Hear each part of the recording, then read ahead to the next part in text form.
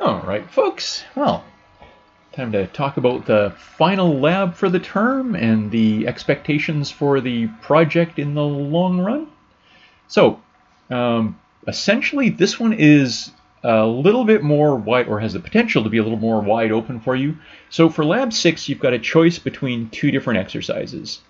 You can either go through and update the project code, so this is across all the files that are doing I/O, update the project code so that it is Unicode compatible. So the strings entered by users can be Unicode, and the messages output are Unicode. So going through and using wide chars, wide strings, wide C out, wide C in, that kind of thing for the project itself. So that one, there are a fair number of things to update, but it should be a relatively mechanical one to go through and apply. So that is one option. The other option, if you want to experiment with GTK and creating a graphical interface for the demo.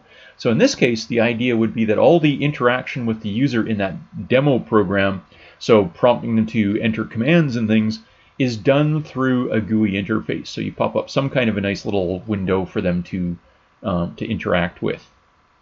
So for that one, I'm leaving it wide open in terms of what your interface actually looks like and how fancy it gets. Again, as long as it's doing all its interaction with the user through the GUI, that is enough for this. I mean, that's enough of a challenge to go through and update all of the code for this and to get the hang of GTK.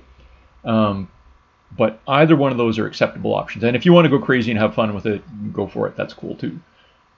I will give you bonus credit for the lab if you do both of them. So if you're just dying to find extra things to do with your time in these last couple of weeks, then by all means go for it. Or if you're looking for a way to bump your markup a little bit, that is also a possibility. So we'll, if you do both, I guess we give you credit for 2 labs worth of work, and we'll take that into account when we're figuring out what your final grade is. So that is an option. One thing to keep in mind if you do choose the GUI approach, if you try to tackle that one, you do have to jump through some extra hoops for compilation. So you'll have to update your makefile so that your compilation options include this ugly blurb here about specifying the package configuration, the flags to use, and the GTK Plus 3.0 library to use. So you'll have to update your makefile to do that.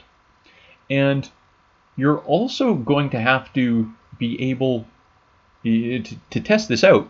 You're going to have to be running it on Otter or whatever of the pups or cubs you're connected to.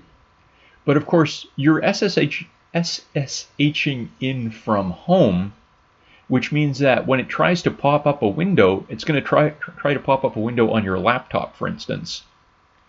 And to do that, it's got to have permission to do so. And the infrastructure has to be set up on your laptop side to actually allow that to happen. So there's a couple of different ways to make that happen. I'm going to leave those as exercises for you to play with. So we've got links in the lab page there to either go through the guide to X forwarding from 3.11 or to go through and either do things like use VirtualBox and do a Linux install. I mean, obviously, if you're running Linux at home anyways, then you're already set up for this. Or to install something like Cygwin and go through and run that way. So there are a couple of options that you can take so that you can actually run graphical tools on our servers from home. That's just something to keep in mind if you pick the GUI option. All right, I think those are the biggies. Again, you've got lots of freedom on that side of things. I did want to say a little bit about the final project submission. So as far as that goes, again, the final project is to make sure that you've cleaned up all of your work from labs 1 through 5. So the feedback you've been given, you're trying to address, clean that up, and submit that as part of your final submission here. So I did put together a checklist of the specific things that I will be looking at when I do that. So the man page that you put together in Lab 1, that should be updated to reflect how your demo program is working. The 2 scripts that you put together in Lab 2, those 2 bash scripts, and the cleanup of demo.cpp to match standards, I'll be looking at that, so that should be recapped.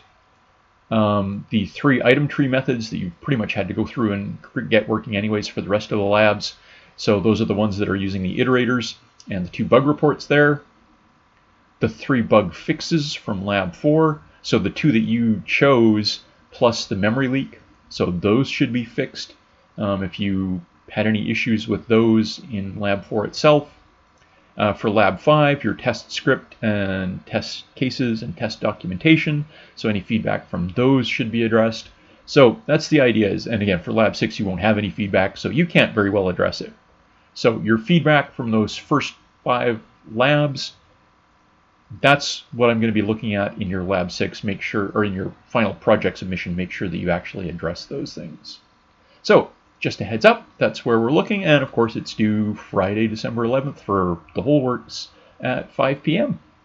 We shall leave it there.